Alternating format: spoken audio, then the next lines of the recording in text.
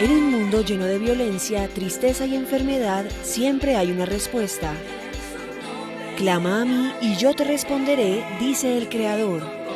El Tabernáculo de la Fe presenta un mensaje de esperanza.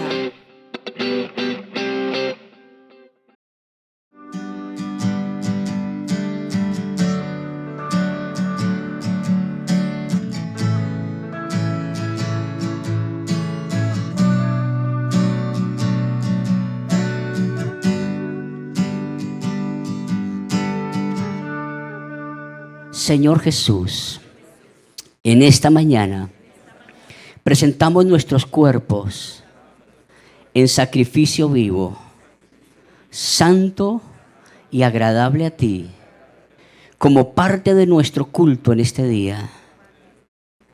Y te pedimos, Señor, que al estudiar tu palabra, Señor, no nos conformemos con la cultura que vivimos.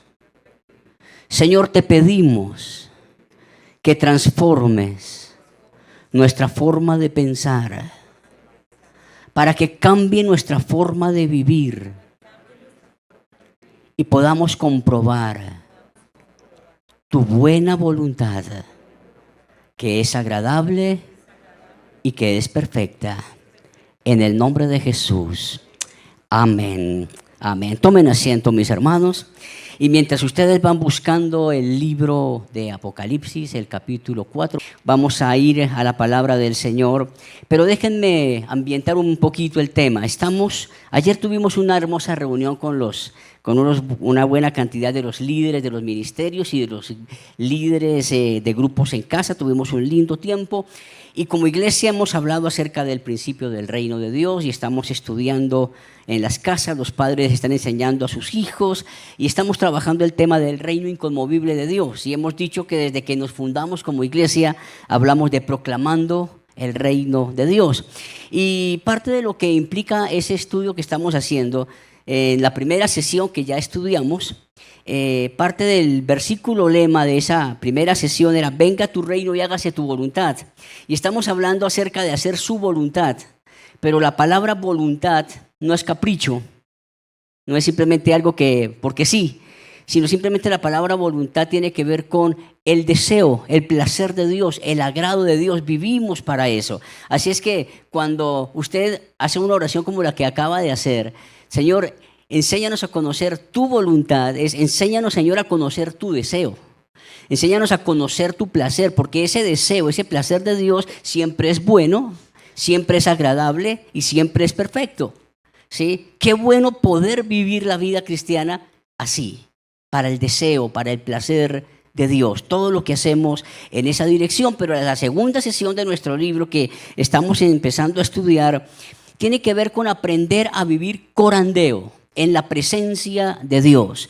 Todo lo que hacemos, lo hacemos en la presencia de Dios. Y hay una frase del profeta Elías que a mí me encanta. Él iba a profetizar, él iba a dar una palabra, él iba a hacer alguna cosa y decía: vive el Señor en cuya presencia estoy. Qué conciencia tan fascinante que debiéramos tener nosotros realmente, ¿no? Poder decir: lo que estoy diciendo lo digo porque estoy en presencia de Dios. ¿Ah? Qué chévere, ¿no? Imagínense cómo cambiaría nuestro léxico. Imagínense cómo cambiarían nuestros comportamientos, nuestras actitudes, si realmente fuéramos conscientes que vivimos en la presencia de Dios. Así es que es parte de todo el tema que estamos trabajando. Y entonces Apocalipsis capítulo 4 dice lo siguiente: después de esto, miré, y aquí una puerta abierta en el cielo, y la primera voz que oí como de trompeta hablando conmigo dijo: sube acá, y yo te mostraré las cosas que sucederán después de estas. Y al instante yo estaba en el Espíritu, y aquí un trono establecido en el cielo, y en el trono uno sentado. Y el aspecto del que estaba sentado era semejante a piedra de jaspe y de cornalina, y había alrededor del trono un arco iris semejante en aspecto a la esmeralda, y alrededor del trono había 24 tronos, y vi sentados en los tronos 24 ancianos, vestidos de ropas blancas con coronas de oro en sus cabezas. Y del trono salían relámpagos y truenos y voces, y delante del trono ardían 7 lámparas de fuego, los cuales son los 7 espíritus de Dios. Y delante del trono había como un mar de vidrio semejante al cristal, y junto al trono y alrededor del trono 4 seres vivientes llenos de ojos delante y detrás. Y el primer ser viviente era semejante a un león, el segundo era semejante a un becerro, el tercero tenía rostro como de hombre y el cuarto era semejante a un águila volando. Y los 4 seres vivientes tenían cada uno 6 alas, y alrededor y por dentro estaban llenos de ojos, y no cesaban día y noche de decir: Santo, Santo, Santo es el Señor Dios Todopoderoso, el que era, el que es y el que ha de venir. Y siempre que aquellos seres vivientes dan gloria y honra y acción de gracias al que está sentado en el trono, al que vive por los siglos de los siglos, los 24 ancianos se postran delante del que está sentado en el trono y adoran al que vive por los siglos de los siglos y echan sus coronas delante del trono diciendo: Señor, digno eres de recibir la gloria, la honra y el poder, porque tú creaste todas las cosas, por tu voluntad existen y fueron creadas. Si usted tiene presente, este pasaje me fascina. Si usted me ha escuchado predicar unas cuantas veces, Apocalipsis 4 casi siempre es un texto que me mueve el corazón. Y me mueve el corazón por varias cosas. Uno, porque el evangelista Juan, el apóstol Juan, está mencionando acerca de algo bien importante. Él está diciendo que después de lo que él vio, de la revelación que tiene en el capítulo 1 de Jesús, el capítulo 2 y 3, lo que pasa con la iglesia, él dice, después de esto, de todo lo que ha sido su experiencia hasta el momento, él dice que ve una puerta abierta en el cielo, vuelve a escuchar la voz que le dice: ven, sube acá, te mostraré lo que va a suceder. Y en ese momento es interesante porque dice: y al instante yo estaba en el Espíritu. Una muy buena introducción, la canción que acabamos de tener, gracias al equipo de adoración. Pero la verdad es que al instante yo estaba en el Espíritu. ¿Y cuánto necesitamos en este tiempo darle el lugar que debe tener el Espíritu Santo realmente? No solamente por el tema de manifestaciones y cosas por el estilo, pero sí, realmente, como dice la palabra, todos los que son guiados por el Espíritu Santo, esos son hijos de Dios. ¿Cuánto necesitamos volver a la guía y a la dirección del Espíritu Santo? Pero el apóstol, además de eso, él dice: yo estaba en el Espíritu y he aquí un trono establecido en el cielo. Me encanta eso. Un trono establecido en el cielo.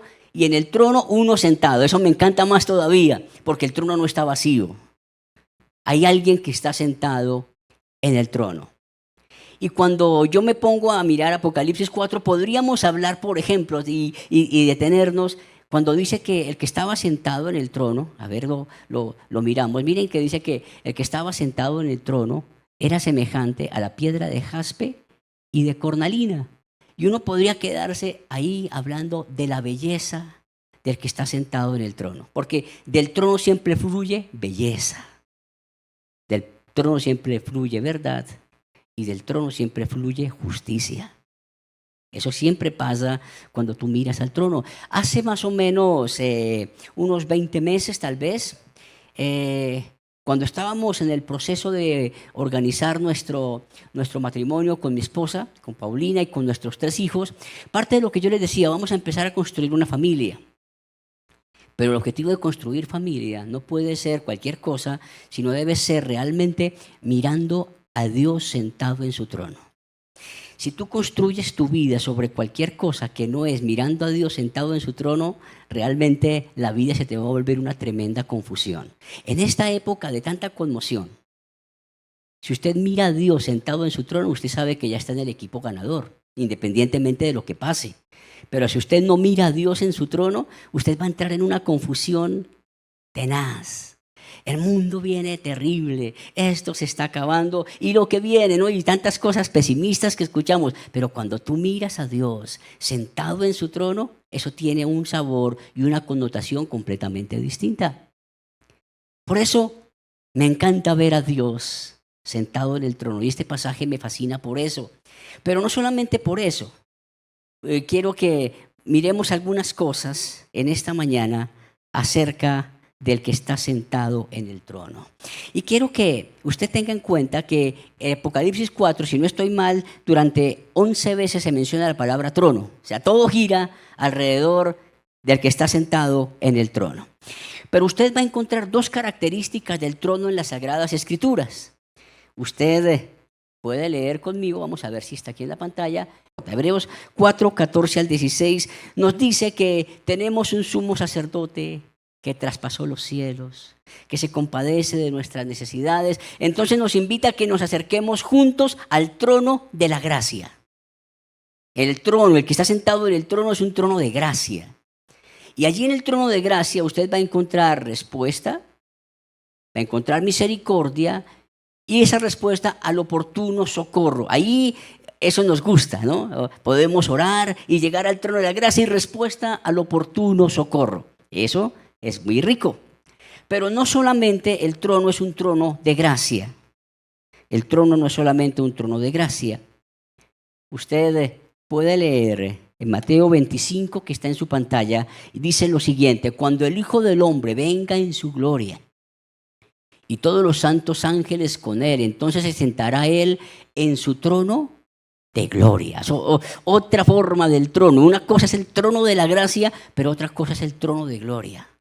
Y cuando él se sienta en su trono de gloria, ¿sabe por qué se sienta en el trono de gloria? Para juzgar. Ahí ya no es misericordia, ahí es juicio.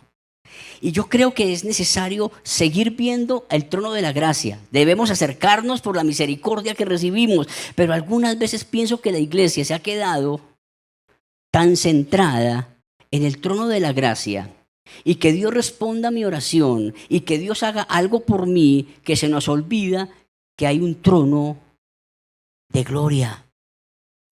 Y en ese trono de gloria yo quiero que podamos verlo, porque realmente esto puede cambiar nuestra perspectiva frente al Señor. El Salmo capítulo, permítanme, vamos a mirar. Ok, vamos a el Salmo capítulo 11, versículo 4. Nos dice lo siguiente: el Señor tiene en el cielo su trono. Sus ojos ven, sus párpados examinan a los hijos de los hombres. El Señor tiene en el cielo su trono. Sus ojos ven, sus párpados examinan a los hijos de los hombres. ¿Sabes que Dios desde el trono esta mañana te está viendo? ¿Que sus párpados te están examinando? Normalmente, solamente miramos otra vez al trono de la gracia. Pero esta es una invitación para que miremos al trono de gloria. Un Dios que te está mirando. Un Dios que con sus párpados está atento a lo que tú estás haciendo, a lo que tú estás pensando, a lo que tú estás diciendo. Porque eso es un llamado distinto para que la iglesia del Señor pueda vivir en una dimensión diferente frente al trono de Dios. En Apocalipsis 4, a ver, me devuelvo un momentito, al versículo 5, nos dice, entonces, bueno, ya podemos quedarnos viendo la belleza del que está sentado en el trono, pero no vamos a mirar eso. Pero sí quiero que mire el versículo 5, ahí está en su pantalla, y dice, y del trono salían relámpagos y truenos y voces. Y claro, usted puede sentarse a estudiar qué significa que del trono salen truenos, relámpagos y voces, y yo no voy a entrar en ese detalle esta mañana. Simplemente quiero decirle que el que está sentado en el trono es un Dios que habla. Es un Dios que habla. Hebreos capítulo 1 nos dice que Dios, habiendo hablado muchas veces de muchas formas, en este tiempo nos ha hablado por Jesús, pero que lo que me está mostrando es que Él está hablando todo el tiempo. Él está hablando todo el tiempo. Él no ha dejado de decir cosas. Y usted seguramente que ha orado, Señor, háblame. y hay una, a veces sed, a veces curiosidad sobre, Señor, yo quiero escuchar la voz de Dios. Yo creo que usted lo ha dicho más de una vez. Solo que realmente no sé si usted y yo somos conscientes que Dios me hable. Porque el tema no es que Dios hable. Una vez que Dios habla, ¿qué vas a hacer con lo que Dios te dice? Ese es el gran problema que nosotros tenemos. Queremos que Dios hable y del trono fluyen voces. Dios está hablando. Pero ¿qué vas a hacer tú cuando Dios habla? Vamos a ir a un pasaje que está aquí en la pantalla, ya lo vi. Y quiero que usted lo mire para que de alguna forma empecemos a estremecernos con la voz del que habla. Mire, en mi angustia, dice el salmista David, invoqué a Jehová y clamé a mi Dios. Él oyó mi voz de su templo y mi clamor llegó delante de él a sus oídos. Lea bien, despacito conmigo. La tierra fue conmovida y tembló. Se conmovieron los cimientos de los montes y se estremecieron porque se indignó él. Humo subió de su nariz y de su boca fuego consumidor. Carbones fueron por él encendidos. Inclinó los cielos y descendió. Y había densas tinieblas debajo de sus pies. Cabalgó sobre un querubín y voló. Voló sobre las alas del viento. Puso tinieblas por su escondedero, por cortina suya alrededor de sí, oscuridad de aguas, nubes de los cielos. Por el resplandor de su presencia sus nubes pasaron, granizo y carbones ardientes. Tronó en los cielos Jehová y el Altísimo dio su voz. Granizo y carbones de fuego. Envió sus saetas y los dispersó. Lanzó relámpagos y los destruyó. Entonces aparecieron los abismos de las aguas y quedaron al descubierto los cimientos del mundo. A tu reprensión, oh Jehová, por el soplo del aliento de tu nariz. ¿Usted quiere que Dios hable? Yo también. ¿Pero usted ha pensado lo que pasa cuando Dios habla? No es algo emocional que el Señor me habló. Tronó en los cielos Jehová y el Altísimo dio su voz. Usted ha cantado conmigo cantidad de veces. Señor mi Dios, al contemplar los cielos, el firmamento y las estrellas mil, al oír tu voz, en los potentes truenos, y nos gusta, ¿no es cierto? Ok.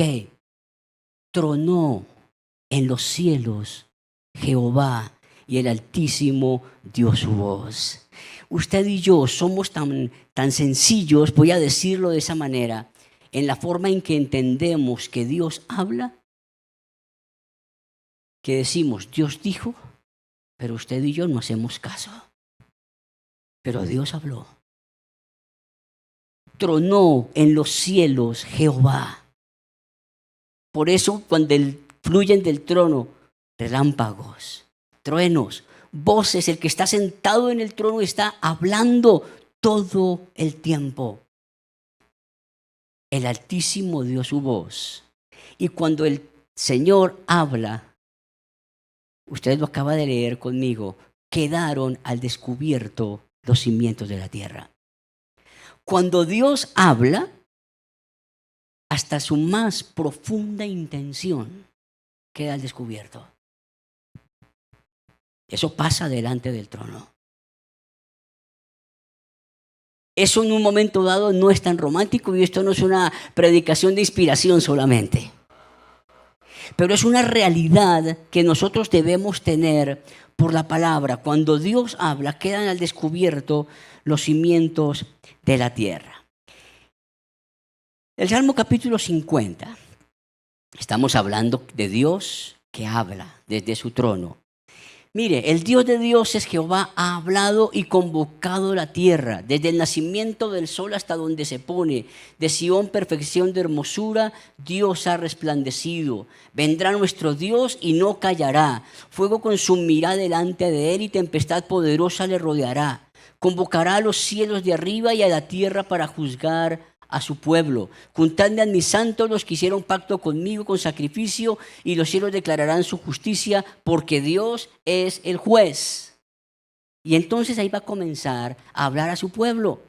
Y le va a decir, oye Israel, oye pueblo mío, voy a testificar contra ti, yo soy el Dios tuyo, no te voy a reprender por tus sacrificios. Y él está diciendo varias cosas, ¿no? Y entonces llega el momento en que él lo reconviene, básicamente para decirle, mira, yo quiero que tú entiendas que yo soy Dios y que si yo voy a necesitar de algo que no lo necesito, no te lo voy a decir a ti, porque es que mía es toda la tierra. Entonces, si algún día Dios dice, si yo tuviera hambre, yo no te voy a pedir comida a ti, olvídalo, ¿sí? Y entonces usted, cuando entiende que Dios habla, usted debe cambiar la concepción que tiene acerca de Dios. Dios no necesita de usted y de mí, porque nuestro Dios está en los cielos y todo lo que quiso, Él ha hecho. Así es que eso es fascinante. Por eso me gusta ver a Dios sentado en su trono. Él no me necesita. Cualquier cosa que Él pueda usarme es por su gran misericordia, no porque me necesite. Pero me llama mucho la atención porque mire usted en el versículo 14. Sacrifica a Dios alabanza y paga tus votos al Altísimo e invócame en el día de la angustia, te libraré y tú me honrarás. Y él aquí lo que está diciendo es, tú solamente tienes que hacer algo. Es sacrifica a Dios alabanza. Pero quiero entrar en una pequeña comparación. Después de este versículo, comienza diciendo, pero al malo dijo Dios. Ahora viene la segunda parte, ¿no? ¿Sí? Y entonces en la segunda parte, después de que Dios le dice al malo, le dice, a ver, ¿tú qué tienes que ver con mis leyes? A ver, ¿tú qué crees que me conoces tanto y que dices tantas cosas? Ok, ¿sí? Al final le dice Dios al malo, el que sacrifica alabanza me honrará y el que ordenare su camino le mostraré la salvación de Dios. Cuando Dios llama a juicio, llama a los buenos y a los malos, a su pueblo y a los que no lo son, y los confronta con lo mismo. Desde un contexto distinto, pero es con lo mismo. ¿Qué es lo que Dios espera que haga su pueblo? Que su pueblo sacrifique alabanza y pague sus votos a Dios. ¿Qué es lo que Dios espera del malo? Que sacrifique a Dios alabanza y que cumpla con lo que prometió, ¿verdad? Así es que miren ustedes que Él está llamando al juicio y está hablando de lo mismo, en diferente contexto, pero está hablando de lo mismo. Dios está esperando de nosotros sacrificio de alabanza. Pero si vamos un poquito más adelante, en Mateo 25, 31 al 33, usted se acuerda, ya lo mencionamos, el trono de gloria, y usted se acuerda, dice que colocó las ovejas a su derecha, los cabritos a su izquierda, y a uno le dice, venid benditos de mi Padre, heredad del reino. ¿Por qué? Tuve hambre, tuve sed, estuve desnudo, estuve preso, estuve enfermo y me atendieron, ¿cierto? Pero a los otros, ¿qué les va a decir? Tuve hambre, tuve sed, estuve enfermo. Sí, exactamente lo mismo. Exactamente lo mismo. Y la respuesta que damos nosotros, los buenos y los malos, es lo que marca la diferencia frente a la voz que está viniendo del trono.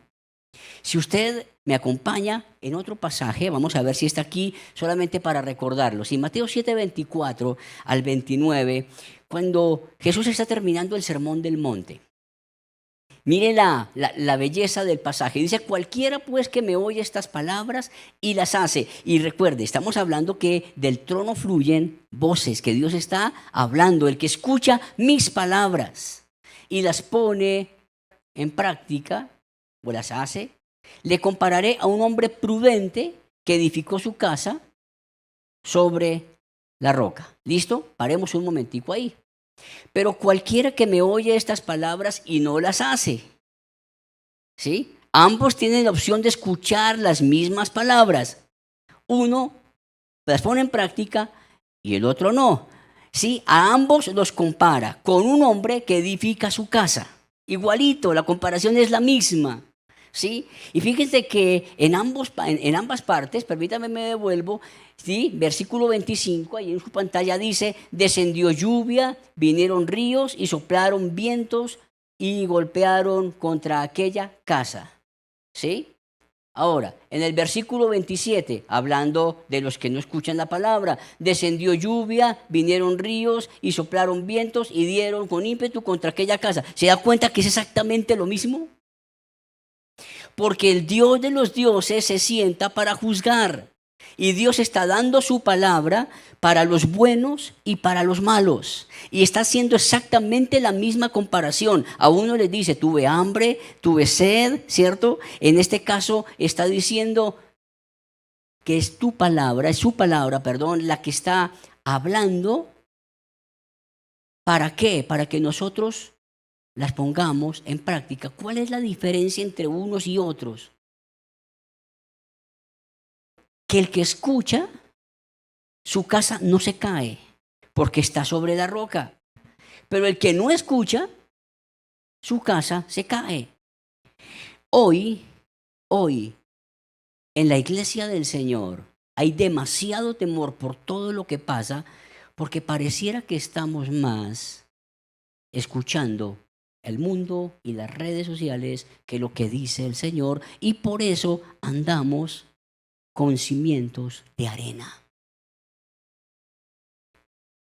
Necesitamos cimientos fuertes.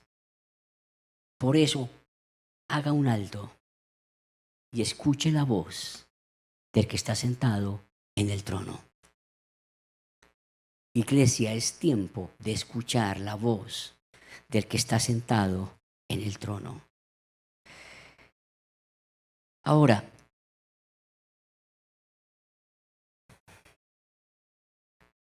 el que está sentado en el trono, en el versículo 8,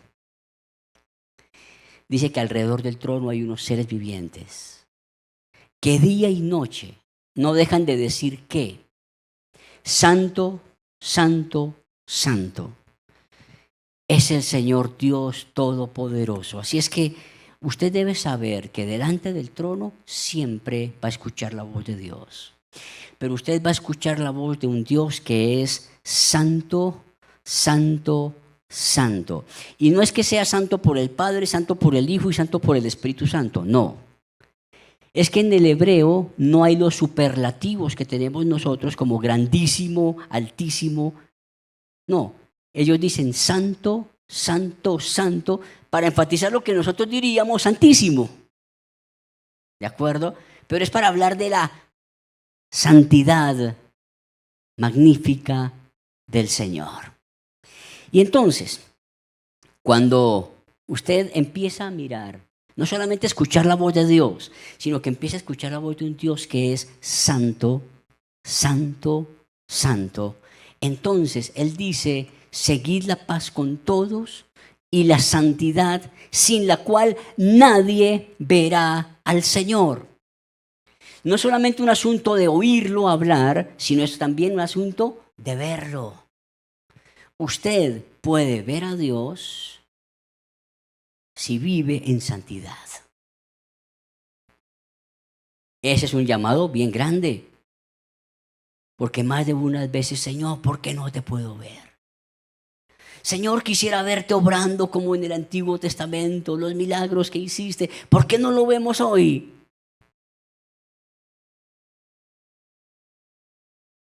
Hay un cantante, Marcos Vidal, en una hermosa canción que dice, buscadme y viviréis. En la canción él está haciendo, el autor empezó a hacer como, Señor, ¿dónde están esos tiempos de Elías, Señor? ¿Dónde están las obras que tú hiciste en el pasado? Y Dios le dice, ahora tú me vas a escuchar a mí. ¿Dónde están esos 3 que en Babilonia negaron todo por seguirme? ¿Dónde están esos que realmente pagaban el precio por mí? Y entonces, claro, uno dice, Señor, ¿por qué no te mueves como en el pasado? ¿Sabe por qué? Porque es que la gente de ahora no se mueve como en el pasado tampoco. Porque estamos esperando de Dios algo y cuando Dios nos pide, no estamos dispuestos a entregarlo. Entonces, simplemente Mire usted, Salmo 11, 4 al 6.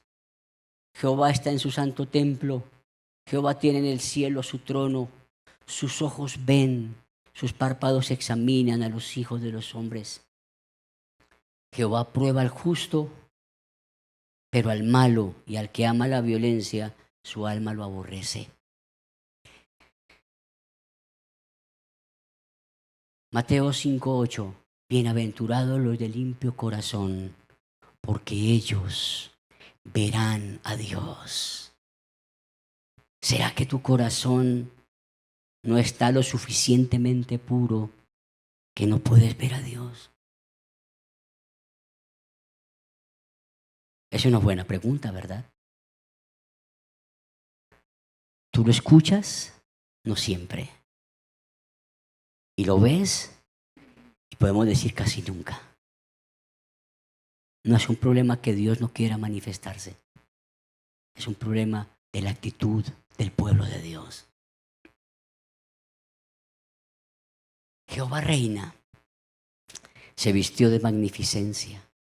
Jehová se vistió, se ciñó de poder, afirmó también el mundo y no se moverá. Firme su trono desde entonces, tú eres eternamente. Alzaron los ríos, oh Jehová, los ríos alzaron sus sonidos, alzaron los ríos sus ondas. Jehová en las alturas es más poderoso que el estruendo de muchas aguas, más que las recias ondas del mar. Tus testimonios son firmes. La santidad conviene a tu casa. La santidad conviene a tu casa. Al pueblo de Dios le conviene ser santo.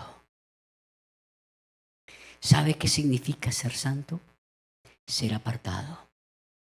Y apartado no para cualquier cosa, para cosas sagradas. Usted necesita saber que es consagrado para Dios. Usted necesita saberlo.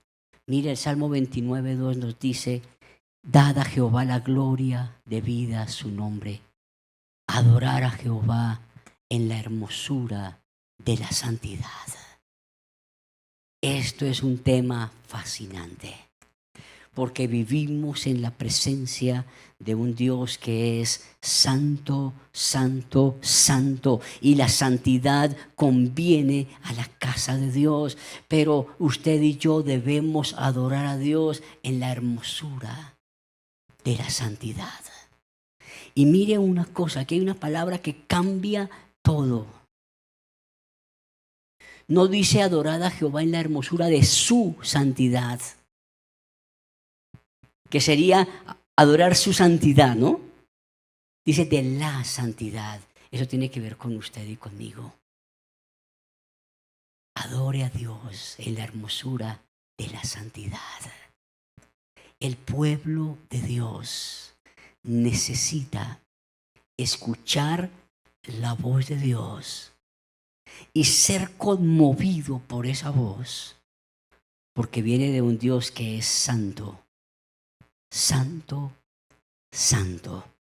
No es un Dios que esté sujeto a usted o a mí. Es un Dios que no nos necesita. Y entonces estamos estudiando Apocalipsis capítulo 4 y haciendo algunos comentarios adicionales. Apocalipsis capítulo 4, además de todo lo que ya hemos dicho, el que está sentado en el trono al final del pasaje, en los versículos 10 y 11, nos dice: Señor, digno eres de recibir la honra, la gloria y el poder, porque tú creaste todas las cosas, por tu voluntad existen y fueron creadas. Si usted puede mirar el pasaje conmigo, ahí está. Los versículos 10 y 11. ¿Qué fluye de entender, de oír la voz de Dios? ¿Qué fluye de entender que vivimos en la presencia de un Dios que es santo? No puede fluir nada distinto que adoración. No puede fluir nada distinto que rendir todo lo que somos y tenemos delante del Señor y adorarlo como lo hicieron los 24 ancianos. Por eso te das cuenta que cuando Dios llama a juicio en el Salmo 50, Él al final de cada amonestación dice: sacrifica a Dios alabanza. Es que la alabanza que fluye de oír la voz de Dios y de contemplar su santidad es una alabanza y una adoración completamente distinta. No es el fruto de la emoción, es el fruto de la confrontación. Es el fruto del entendimiento delante de quién estamos. Es tremendo hablar de la voz de Dios. Es tremendo hablar de la santidad de Dios. Pero ¿sabe una cosa? Es triste ver cuántos hermanos cogen la Biblia: Señor, háblame. La leyeron, no la entendí. Ay, Señor, yo no entiendo eso. Ay, Dios mío, qué tristeza. Es Dios el que está hablando. Es la santidad de Dios la que se está expresando. Pero no lo hemos entendido. ¿Y cuánto necesitamos realmente decirle a Dios: Señor, enséñanos a conocerte? ¿Cuánto realmente necesitamos decirle: Señor, abre mis oídos para oírte? Esto no es un asunto religioso. Ni siquiera es un asunto de hacer todos los días un devocional. ¿Saben? He escuchado a tantos que dicen: hoy me va a ir mal porque no hice el devocional. Como si el devocional fuera el amuleto mágico para que nos vaya bien. ¿Qué entendimiento tan pobre tenemos del que está sentado en el trono? Y estamos imaginándonos a Dios sentado en su trono, esperando por el trono de la gracia. Y reclamamos: Señor, tú dijiste que cuando fuéramos al trono de la gracia encontraríamos el oportuno socorro. Señor, mis tiempos se están acabando y tú no llegas. Y lloramos esperando que Dios haga algo, cuando Él ya lo hizo todo por nosotros. Seguimos esperando algo de Dios cuando no le estamos dando lo que Él merece. La iglesia del Señor no puede seguir así, mis hermanos. Necesitamos volver a oír su voz, su potente voz. Necesitamos volver a estar delante de su santidad, para que nuestra vida realmente sea una vida consagrada delante del que está sentado en el trono. Es tiempo de dejar de llorar por lo que no tenemos. Es tiempo de dejar de estar anhelando las cosas que son temporales, para mirar las cosas que no se ven, que son eternas. Para mirar las cosas donde está Cristo sentado a la diestra del Padre y no las de la tierra. Todo eso que usted y yo anhelamos, un día se va a acabar. Pero nuestro Dios permanece para siempre. Hermanos, necesitamos volver. Se los digo de corazón. Necesitamos volver al Dios de la Biblia, al que está sentado realmente en el trono, a verlo con toda la autoridad que tiene,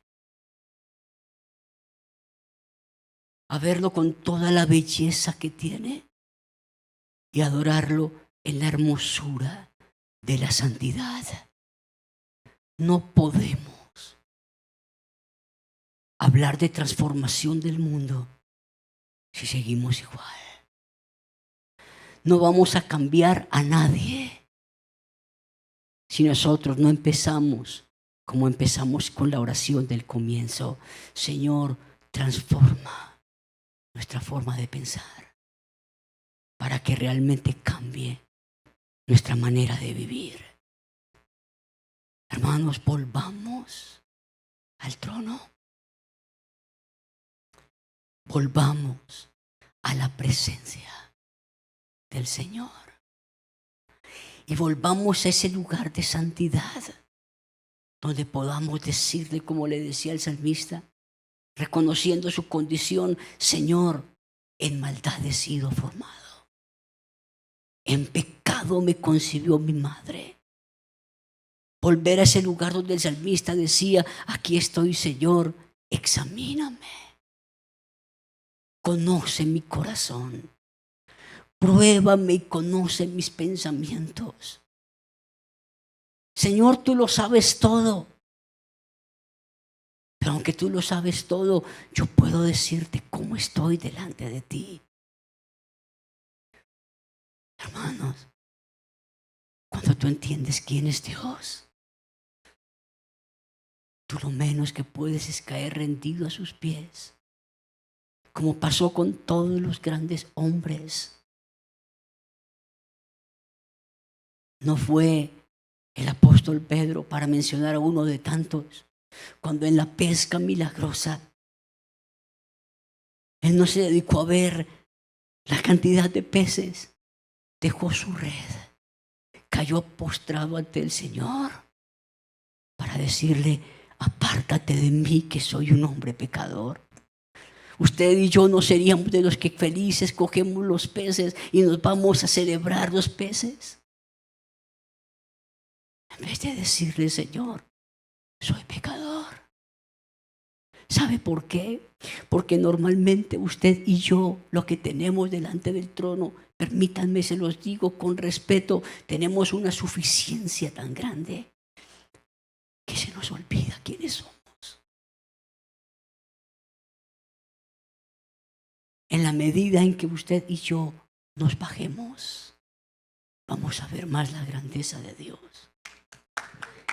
En la medida en que usted y yo más nos humillemos delante del trono, cuando usted y yo nos perdamos cada vez más, ¿sabe el resultado? Es que Dios va a ser mucho más engrandecido todavía. ¿Y qué soñamos? ¿Qué objetivo tenemos nosotros? Sino que el nombre de nuestro Dios sea completamente exaltado. Por eso no importa si yo me pierdo. No importa si yo no me veo. Que se vea Él. Que brille Él. Así yo no me vea. Eso es ver a Dios sentado en su trono. Por eso Apocalipsis 4 me fascina tanto. Y no hemos entrado en el detalle de palabra a palabra, versículo a versículo. Pero usted esta mañana me entiende, yo lo sé.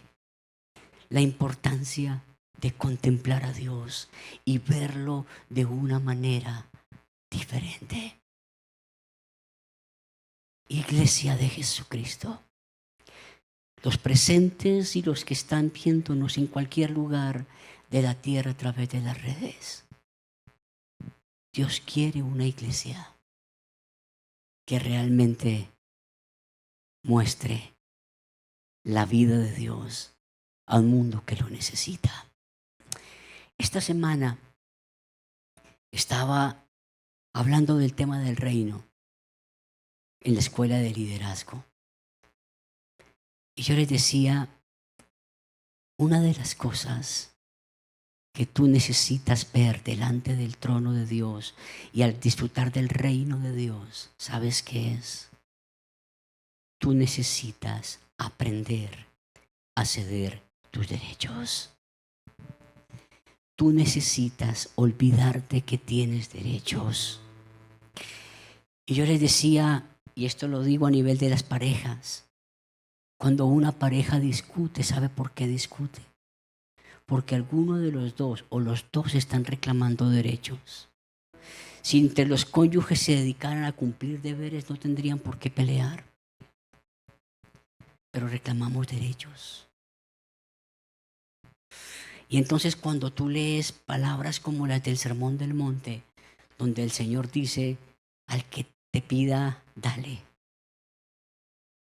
Y cuando el Señor te dice cosas como el que te pide que camines con él 1 milla, camina 2.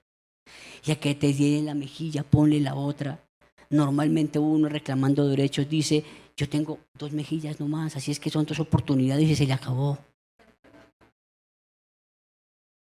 Sí, eso es lo que normalmente pensamos porque estamos reclamando derechos, porque normalmente no queremos tener el sentido de ceder. Pero ¿sabe?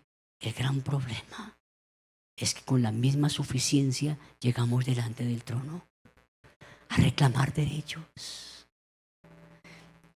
No hemos orado usted y yo, Señor, tú dijiste en tu palabra. Y casi que, mejor dicho, le queremos torcer el brazo a Dios reclamando su fidelidad, cuando usted y yo no hemos hecho lo que corresponde. Déjeme terminar diciendo algo. Dios, que es santo, santo, santo, y que está sentado en su trono, es un Dios fiel. Miren, Dios les dijo, por decir algo, para recordar solamente la historia, pero Dios les dijo en un momento, yo los voy a llevar a la tierra que fluye leche y miel. Y Dios lo llevó a la tierra que fluía leche y miel. Allá lo llevó. Pero también les dijo, el día que ustedes adoren otros ídolos, el día que ustedes no me den a mí el lugar que debo tener, ese día sus enemigos van a venir, se los van a llevar cautivos, les va a ir mal. ¿Sí? Cuando vinieron los babilonios y los asirios y se llevaron cautivo al pueblo, uy, Dios mío, Dios tan cruel. No, Señor, Dios estaba siendo fiel porque Él lo prometió, y si nosotros no hacemos caso, Dios seguirá siendo fiel. Por eso les digo, es tan importante que nos consagremos a Dios. Miren, no tengan dioses ajenos delante de mí. No adore a otro Dios que el Dios que está sentado en el trono. Por favor, no quite a Dios de ese lugar y entrónelo en su vida.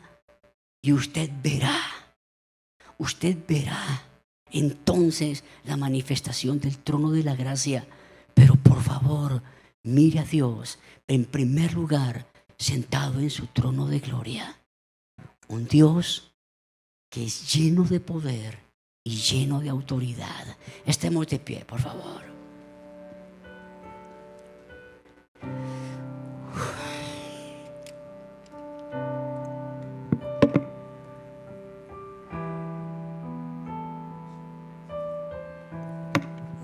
Adore a Dios allí donde está, por favor.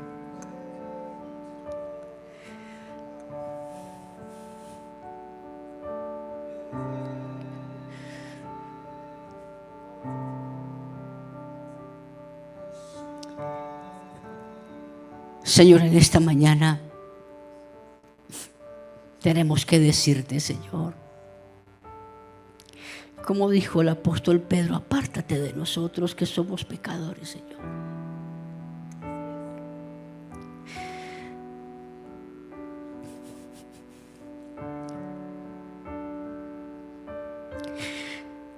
Y perdona, Señor,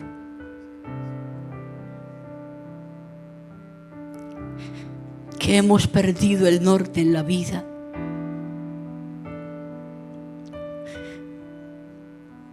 Por no mirarte a ti sentado en el trono, Señor.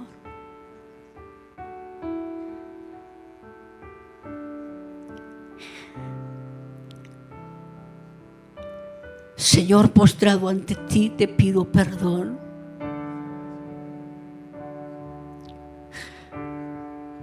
por todas las veces, Señor, que te he bajado del trono para reclamar mis derechos.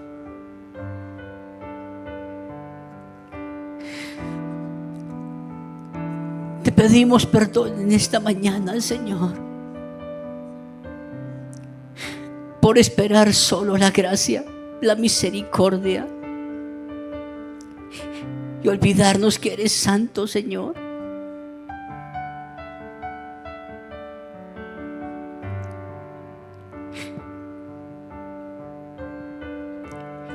Señor, postrado delante de ti, pido perdón por tu iglesia.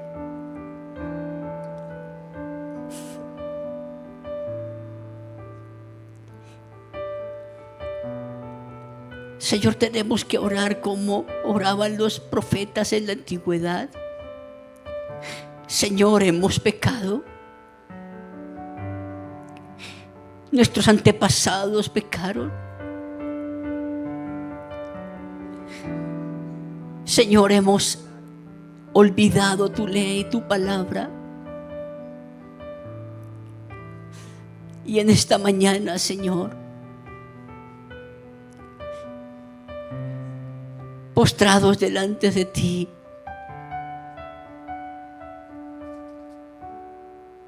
te pedimos, Señor, que abras nuestros ojos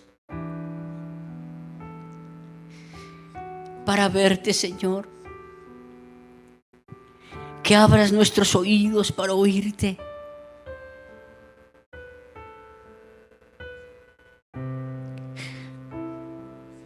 Y que nunca te bajemos del trono, Señor.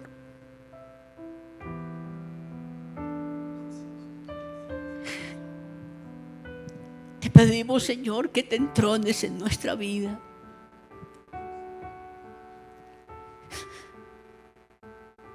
Señor, toma tu lugar en esta mañana en el corazón de nosotros.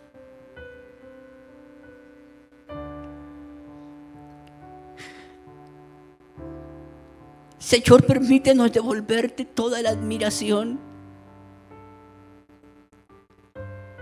Permítenos devolverte, Señor, toda la consagración que tú mereces. Y te pedimos, Señor, que perdones nuestros corazones divididos.